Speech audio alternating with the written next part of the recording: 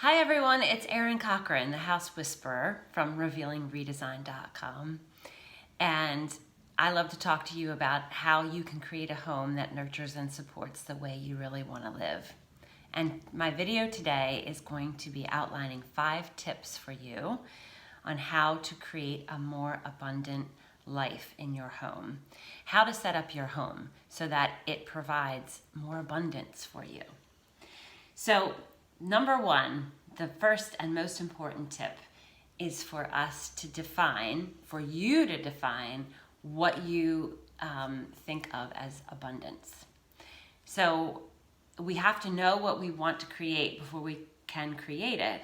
So what my idea is of abundance might be very different than what yours is. So think about what you really want your life to look like. If it was a really abundant, full life, what would that be like every day? What would your day in and day out look like? What would your morning routine be like? What would you do in the evening? What kind of rooms would be in your home if your life was really abundant? And really define it. Sit down and make a list of those things so you have it in front of you. So going forward, you know exactly what's speaking to you and what feels abundant. So if you love to entertain, have that be a part of your plan. If you love to have cozy evenings at home by the fire, make sure you write that down. So make sure that you take the time to define what abundance is for you and what you want that life to look like. All right. So tip number 2 is I want you to create space for abundance. So often in our homes, we have a lot of stuff and a lot of clutter and other things that we don't love. And I know I talk about this a lot because it's really important to clear away things that we no longer enjoy or love, because there's nothing about clutter that's abundant. Even though we've sort of all kind of been tricked or enculturated into believing that more stuff is abundance, it's actually not. Having less stuff around us and having only the things that we really love and that make our heart sing is the heart of abundance. So evaluate the things that are in your home and actually clearing out things and creating space allows the universe to send more stuff your way. You're making room in your life for things that you want to have in your life by taking things out that are no longer serving you. Okay, so tip number 3, creating order so that abundance can happen. So as we started out talking about our day-to-day, like what do we want our life to look like? One thing that is really abundant is being able to have ease in our lives. So creating order so that your mornings or your evenings, cooking meals, whatever you want to do in your day-to-day life is easier for you. Setting things up so that those day-to-day things just happen without frustration is very abundant. So I did a blog post years ago about making my coffee every morning, and it really does make me feel abundant because all of my things to make coffee are right where I make coffee every day. The coffee beans are there, the coffee grinder, the coffee maker are all within arm's reach. I don't have to move my feet to make a delicious cup of coffee. So, and when we do things every day, we want to set up our homes so that our house supports us in doing those things. So making a cup of coffee is a good example because I do that every day. I make a pot of coffee before I start to work. So having that routine be something that's easy for me to do makes my everyday life better. So I encourage you to create some sort of order in your life so that you can enjoy that ease that's so abundant.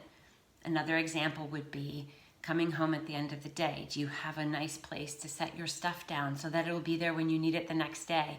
A place to hang your coat up, a place to hang your keys. So it's right there when you come in, you know where those things are, and it's something you don't have to think about anymore, and it makes you feel good.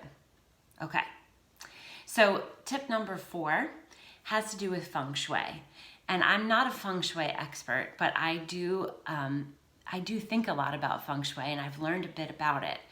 So in, I believe, the Western practice of Feng Shui, the corner of your house that's considered your wealth and abundance corner is if you stand at your front door, if you were looking at a floor plan of your house, the abundance corner would be at the top left most part of your house. So in my house, you come in the front door, go down the hallway, and all the way around to the left is my family room. So the back corner of my family room would be considered my abundance corner. So if you find this kind of stuff interesting, as I do, then you can put things in that corner that encourage wealth and prosperity, such as live plants that are healthy, flowing water. Like I'm considering putting a fish tank in that corner of my house because I have some koi out in my garden pond that I want to move in for the winter. So things like flowing water, fish, mirrors. Also the reflective mirrors are thought to bring energy to that corner. Burning candles, things that make you feel energized and make you feel abundant. That's a great place in your home to sort of create a little vortex of abundance. And finally, number 5, the last tip is all about beauty and creating balance and simplicity. These are things that are very important to me and what I help my clients do to create all the time. There's just nothing more important to feeling abundant than being surrounded by beautiful things. And that doesn't mean that they have to be super expensive or tremendously opulent, but things that you find beautiful are surefire ways to lift your spirits and make you feel like your life is prosperous. So for me, I love live plants, I love animals, I love antiques. So all of those things are things that I have in my home. I have 2 dogs and a cat.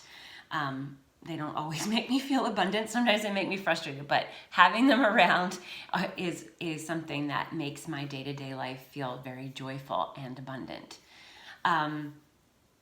So think about what it is in your life that you find really meaningful and beautiful, and make sure that you have that in the rooms of your house, because that's going to make your house feel abundant.